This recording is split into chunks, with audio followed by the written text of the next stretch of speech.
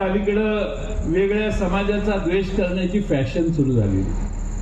आपल्या समाजात आपलं नेतृत्व वाढायचं असेल तर दुसऱ्यांना शिव्या देणे ही आता पद्धत सुरू झाली आणि मग त्याला ते डोक्यावर घेतात आणि तो त्या समाजाचा नेता होतो.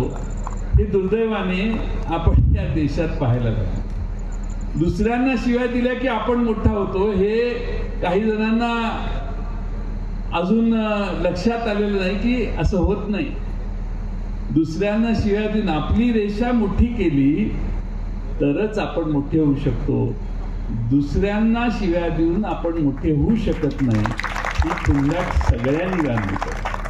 आज दुर्दैवाने या देशात जाती जातीत महाराष्ट्रात जाती जातीमध्ये द्वेष पसरायला लागलेला.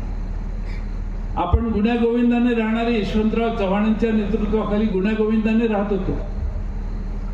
अनेक ब्राह्मण समाजाचे महाराष्ट्राचे मुख्य सचिव म्हणून काम करणारे अतिशय कर्तबगार असे अधिकारी महाराष्ट्राला या समाजातून आलेले.